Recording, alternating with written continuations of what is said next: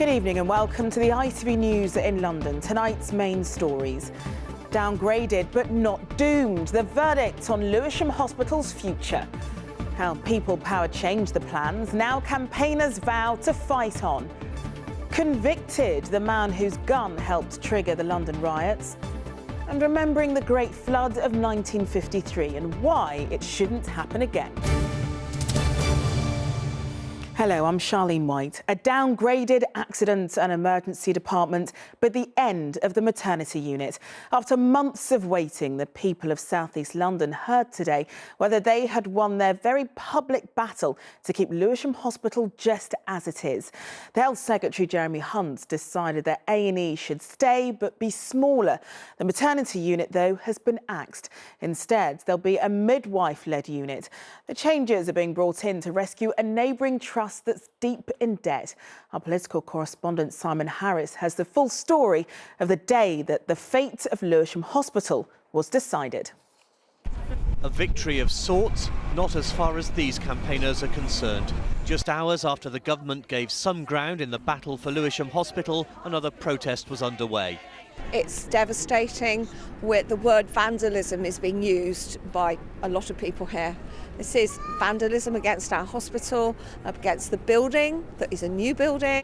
Lewisham Hospital's casualty and maternity services were earmarked for closure under a plan to rescue a neighbouring health authority from a financial crisis said to be costing taxpayers £1 million a week. With permission, Mr. Speaker, I would like to make a statement on the future of South London Healthcare NHS Trust.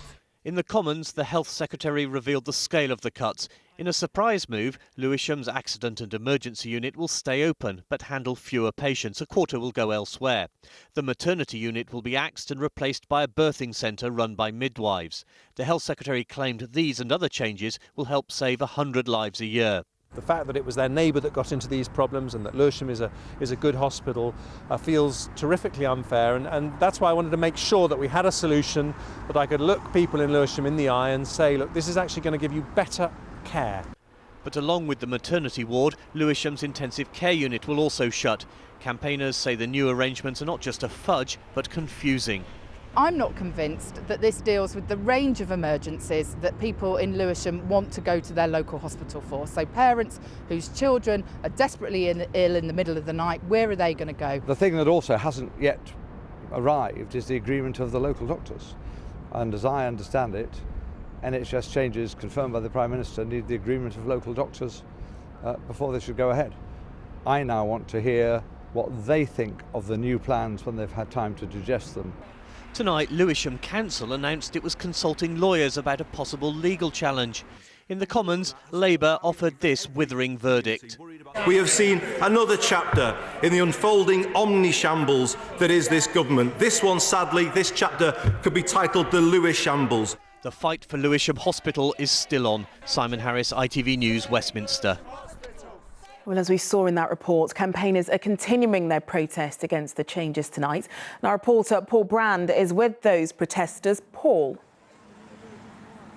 Charlene, there must be about 200 protesters here now, and their numbers have been growing throughout the evening. This is their attempt to show Jeremy Hunt that they have digested his proposals and they still do not like them. They are getting a lot of support here this evening, as you can hear, from the beeping from the local community.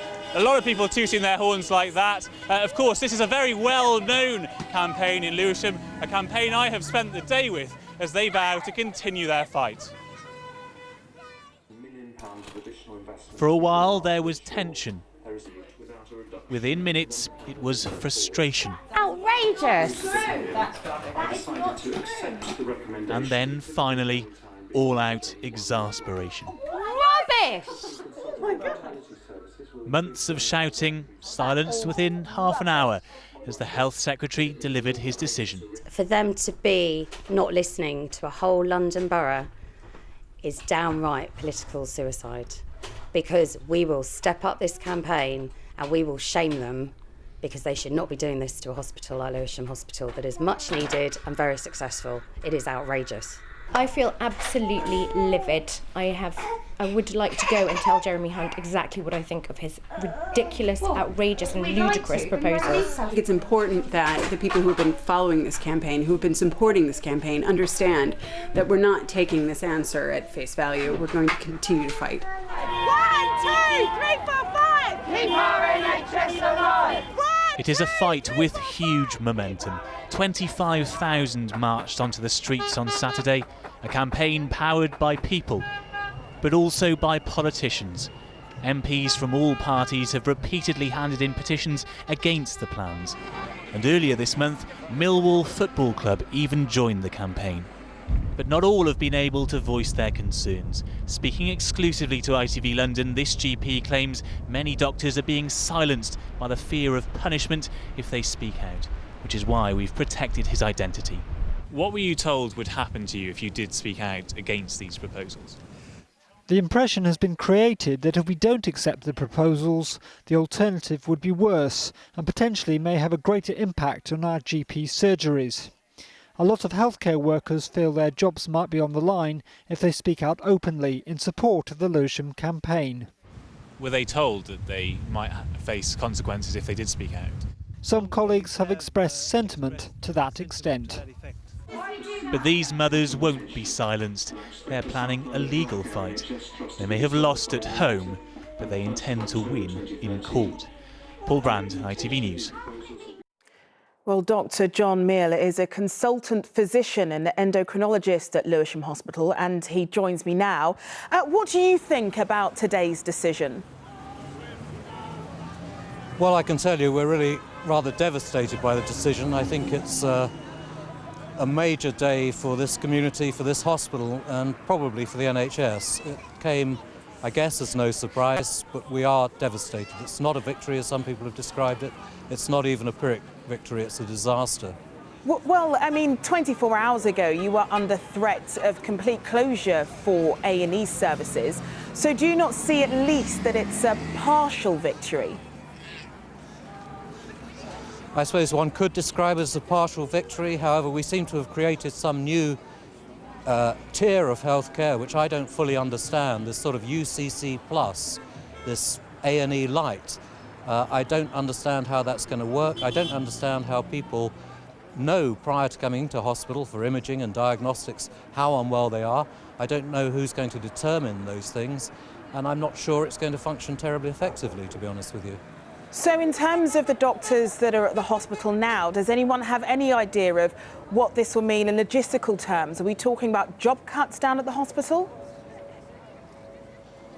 We're not talking about job cuts, we're not talking about NIMBYism, we're talking about clinical safety and clinical effectiveness. We're talking about a trust that's been sacrificed due to the profligacy of other trusts in our neighbourhood.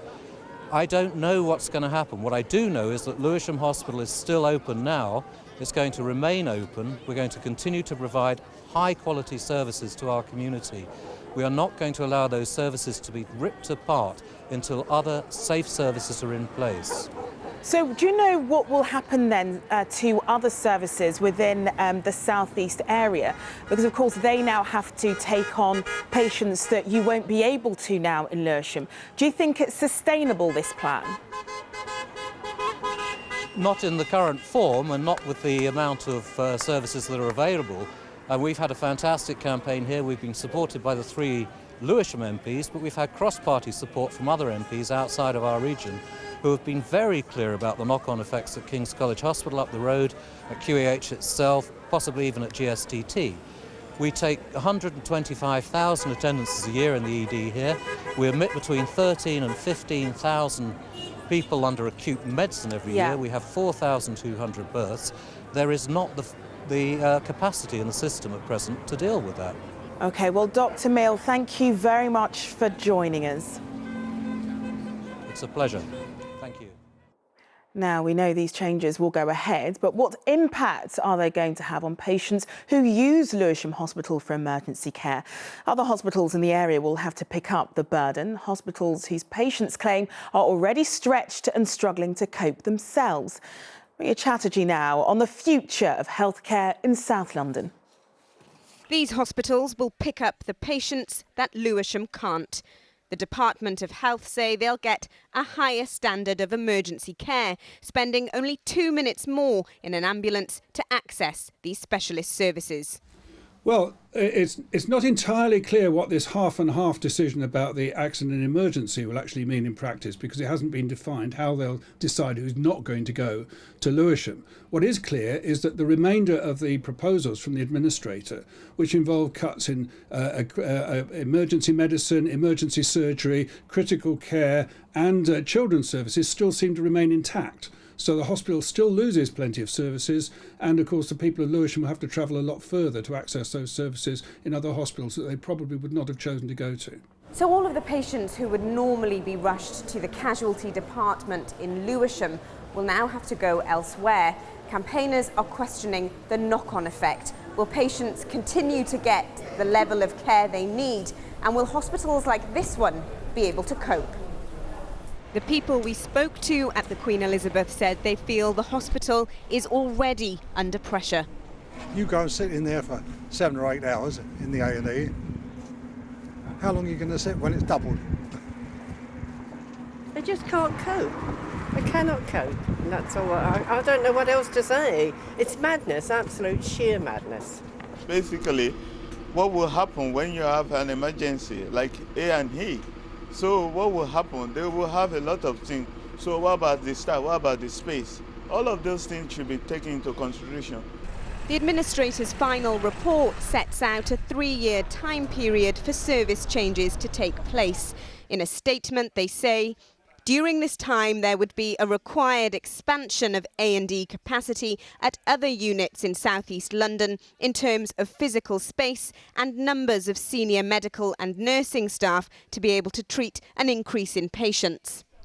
There's been lots of talk about budgets, savings and mergers. The patients' eyes, though, are on frontline services. Ria Chatterjee, ITV News, Woolwich.